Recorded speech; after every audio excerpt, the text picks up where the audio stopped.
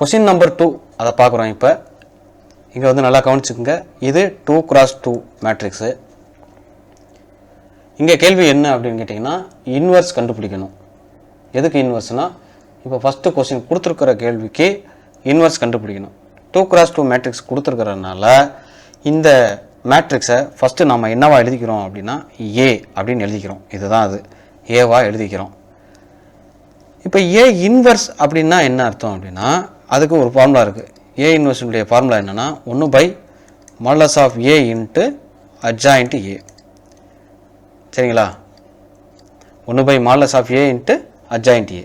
அப்போ இந்த modulus of ஏ அப்படின்னா என்ன அப்படின்னா இங்கே 2x2ன்னு இருக்கிறதுனால இப்போ இந்த ரெண்டே கிராஸ் மல்டிப்ளிகேஷன் பண்ணணும்.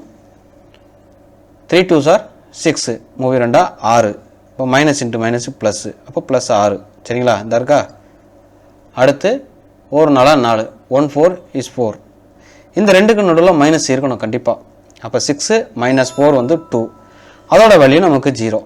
அது நமக்கு தெரியும். இப்போ மாடுலஸ் ஆஃப் ஏ வந்து நமக்கு 0வா இல்லை அப்படின்னா நம்ம அடுத்த ஸ்டெப்புக்கு போகலாம். ஒருவேளை 0வா இருந்துச்சுன்னா அடுத்த ஸ்டெப்புக்கு போக முடியாது. அதை நல்லா புரிஞ்சுக்கணும். அதுக்கப்புறம் இப்போ நம்ம சம்முக்கு வர்றோம்.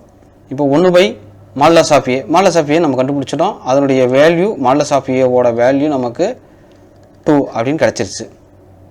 இப்போ அட்ஜாயிண்ட் எப்படி கண்டுபிடிக்கிறது அப்படின்னா அட்ஜாயிண்ட்னா 2x2 இருந்தால் ஒரு மாதிரி இருக்கும், 3x3 இருந்தால் ஒரு மாதிரி இருக்கும். நல்லா புரிஞ்சுக்குங்க. அப்போ 2x2ங்கிறதுனால நாம் என்ன பண்ணுறோம் அப்படின்னு சொல்லி சொன்னால் இந்த இருக்குது பார்த்தீங்களா டயகோனல்ஸு, இந்த டயகோனலை மட்டும் மாற்றி போடுறோம். அதாவது இந்த மூளை விட்டங்களை மாற்றி போடுறோம். நல்லா புரிஞ்சுக்குங்க. இந்த மூளை விட்டங்களை மற்றும் மாற்றி போடுறோம். அப்போ -3 -2 மாற்றியாச்சு. மற்றதெல்லாம் மைனஸாக இருந்தால் ப்ளஸ்ஸாக எழுதணும், ப்ளஸ்ஸாக இருந்தால் மைனஸாக எழுதணும். சரிங்களா? இதுதான் அட்ஜாயிண்ட். 2x2க்கு அட்ஜாயிண்ட்.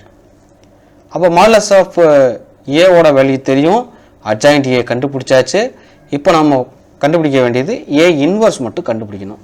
அப்போ ஏ இன்வெர்ஸோட வேல்யூ என்ன அப்படின்னா ஏற்கனவே நம்ம சொல்லியிருக்கோம் 1/mod of A into adjoint a. அப்போ மாடலஸ் ஆஃப் ஏவோட வேல்யூ 2. அப்போ 1/2. அட்ஜாயிண்ட் ஏவோட வேல்யூ -3 -4 -1 -2. இதுதான் செகண்ட் சம்மு. இப்போ செகண்ட் சம்மில் செகண்ட் சம் பார்க்குறோம். இது 3x3 மேட்ரிக்ஸ். அதாவது 3 காலம் 3 ரோ இருக்குது. சரிங்களா? அப்போ கொடுத்துருக்கக்கூடிய மேட்ரிக்ஸை நம்ம ஏன்னு எடுத்துக்கிறோம். சரிங்களா? இப்போ இந்த மாடுலஸ் ஆஃப் ஏவோட வேல்யூ நமக்கு 0வா ஆகிட்டா நம்ம அடுத்ததை கண்டுபிடிக்க வேண்டிய அவசியம் இல்லை. நல்லா புரிஞ்சுக்கணும். அடிக்கடி நம்ம இதை சொல்லிக்கிட்டே இருக்கிறோம். மாடுலஸ் ஆஃப் ஏவோட வேல்யூ 0வா வந்துருச்சுன்னா நம்ம ஏ இன்வெர்ஸ் கண்டுபிடிக்க வேண்டிய அவசியம் இல்லை.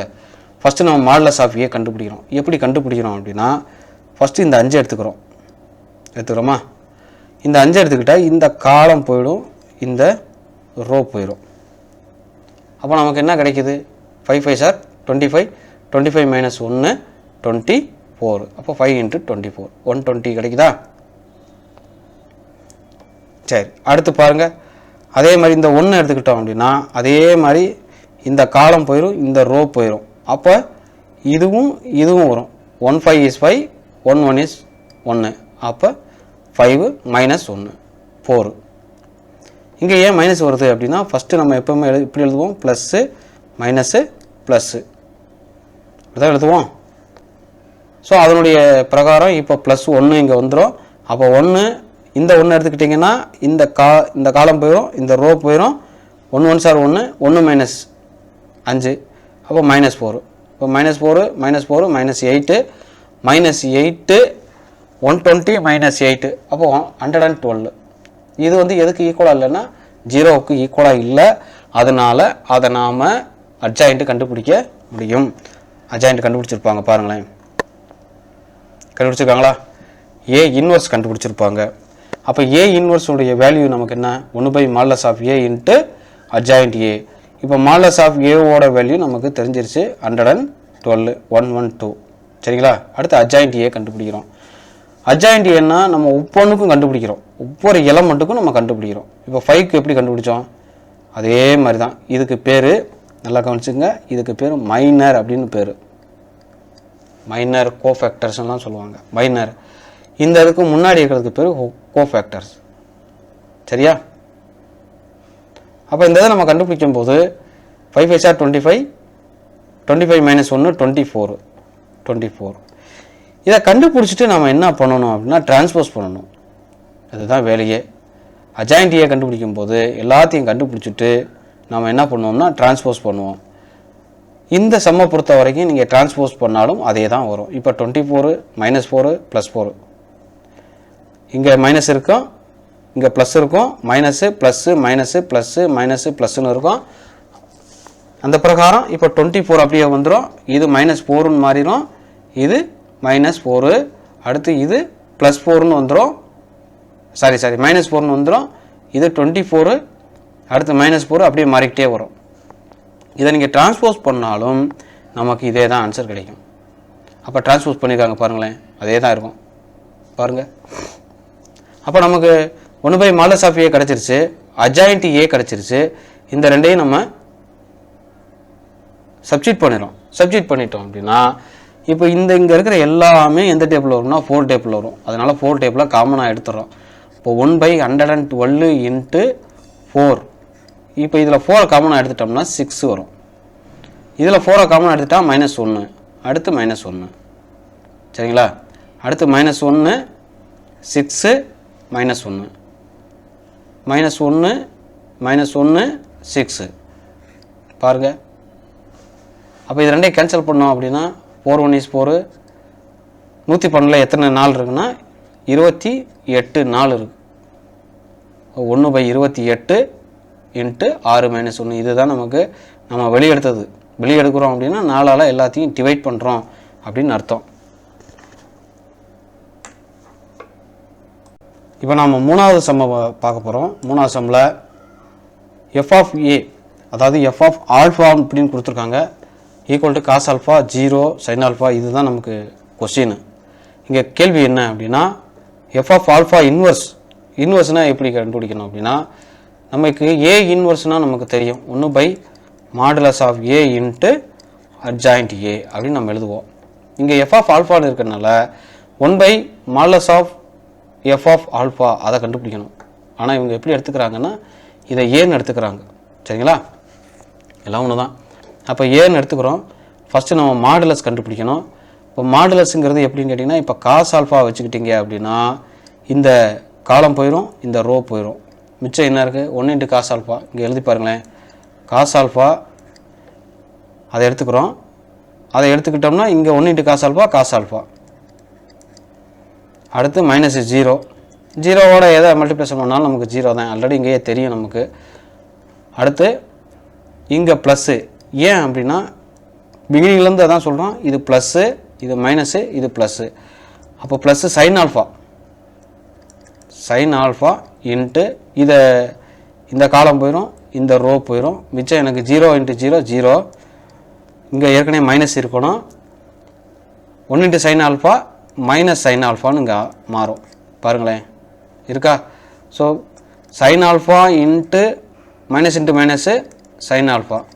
ஆல்ரெடி இங்கே வர cos α × cos α. இப்போ cos α வந்து cos square alpha plus sin square alpha. இது ரெண்டையும் ஆட் பண்ணிட்டோம் அப்படின்னா நமக்கு 1 கிடைக்கும். ஏன்னா இதோடைய ரூலே நம்ம 10th படிச்சிருக்கோம். cos ஸ்கொயர் ப்ளஸ் sin ஸ்கொயரோட வேல்யூ நமக்கு 1 அப்படின்னு படிச்சிருக்கோம். சரியா? அடுத்து வந்து நம்ம என்ன பண்ணணும்? இப்போ நமக்கு மாடுலஸ் ஆஃப் ஏ கண்டுபிடிச்சாச்சு. அடுத்து வந்து நமக்கு அட்ஜாயின்ட் ஏ கண்டுபிடிக்கணும். அப்போ ஏ இன்வர்ஸனுடைய வேல்யூ நமக்கு எப்படி இருக்குது? 1/mod A × அட்ஜாயின்ட் ஏ. சரிங்களா? அப்போ மாடுலஸ் ஏவோட வேல்யூ 1.